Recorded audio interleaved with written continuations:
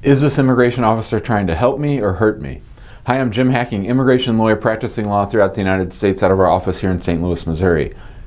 When you've been to as many immigration interviews as I have, or the team here at Hacking Law Practice, you begin to notice things when you're sitting there in an interview. Now, you're always paying attention as a lawyer, you're always listening to the questions asked, and you're always listening to the answers given. In fact, it might sound surprising, but it's actually pretty tiring to sit there and listen in close proximity with the officer and the person being asked the questions and taking good notes. And that's sort of one of the main jobs of the immigration lawyer. But one of the things that occurs to you while you're sitting there watching the interview go by is you can get a vibe from the officer.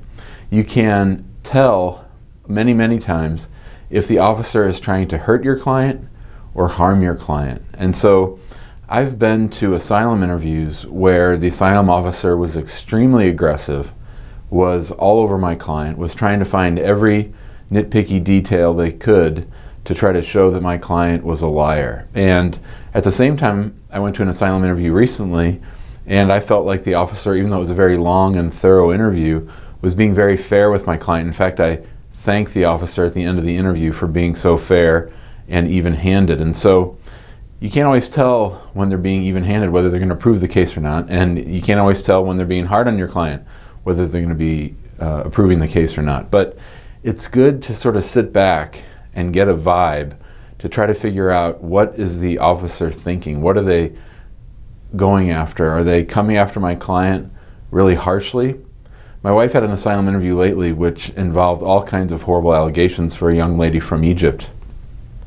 But the officer spent all of her time trying to tie her to her father and his involvement in a group called the Muslim Brotherhood, and she was asking all these questions. In fact, the vast majority of the interview, even though this woman had a very strong asylum case, was all about whether or not this woman had ever given tea to anybody who was visiting at the house. She was doing all kinds of things to really try and screw our client. So we are not entirely hopeful about that case. And so there's some value in having an attorney at your interview with you, because if you're the one answering questions, you might be so nervous and so worried that you're not being able to pick up on that. But when your interview is over, even if you don't have an attorney, sit back and ask yourself, how did that go? How did the officer respond to me? How did the officer ask me questions? Were they overly aggressive? Did they seem fair?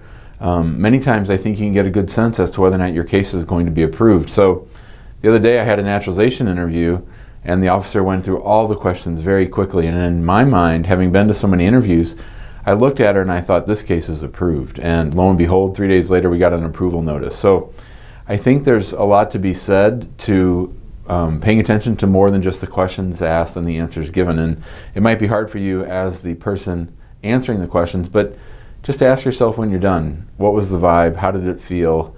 Did they treat me fairly? And I think you're going to have a good sense as to what might happen next on your case. You have human intuition, you have good ability to read people, so use that ability and try to get a sense of how the officer is responding to you. I think it'll go a long way. If you like this video, please be sure to join us in our Facebook group, which is called Immigrant Home. Subscribe to our YouTube channel so you get updates whenever we make videos just like this one. If you have questions about this or a video that you'd like for us to shoot, give us a call at 314-961-8200, or you can email us at info@hackinglawpractice.com. Thanks a lot. Have a great day.